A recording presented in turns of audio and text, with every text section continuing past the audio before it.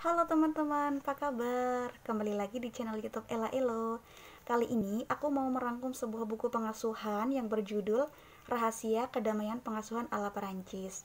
Kenapa sih aku membeli buku ini? Jadi hal tersebut ditengarai oleh kelahiran anak pertama aku, di mana pengasuhannya dilakukan oleh aku dan suami. Di situ kami menemukan banyak kendala dan kesulitan yang membuat kualitas hidup kami itu terasa menurun gitu, terutama dari segi kesehatan. Kayak contohnya kurang tidur, pegel-pegel, asam lambung naik, dan juga sering pusing-pusing.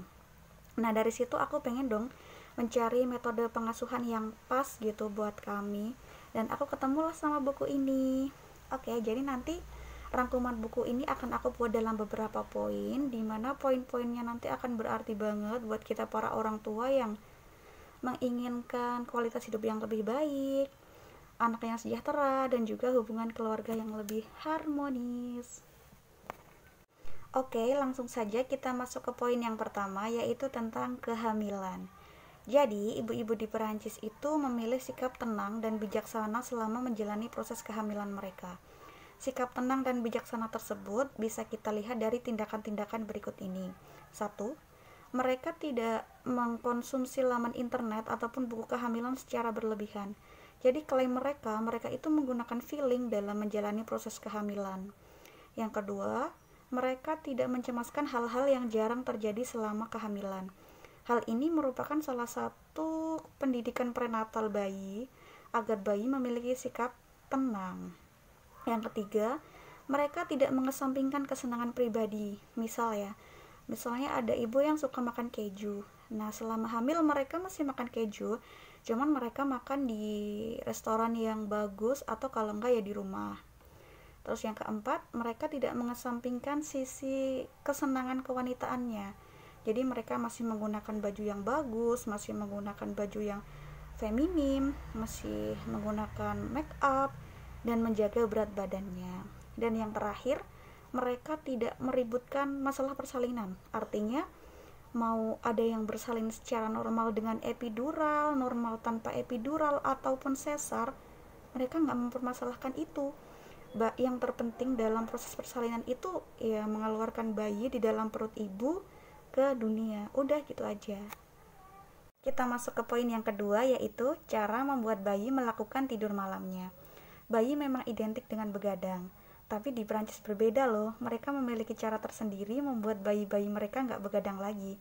Artinya mereka benar-benar tidur dari jam 7 malam sampai jam 7 pagi tanpa sering terbangun dan mengganggu istirahat orang tuanya. Rata-rata bayi di Perancis melakukan tidur malamnya pada usia 2 bulan. Cara-caranya sebagai berikut ini. Yang pertama, jangan langsung menggendong ketika bayi menangis. Kita harus memberi kesempatan kepada bayi agar mereka menenangkan dirinya sendiri. Yang kedua, memberi jeda pada bayi. Memberi jeda ini maksudnya mengamati. Jadi kita tidak akan bisa mengamati bayi kalau kita segera bangkit dan menggendongnya begitu bayi menangis.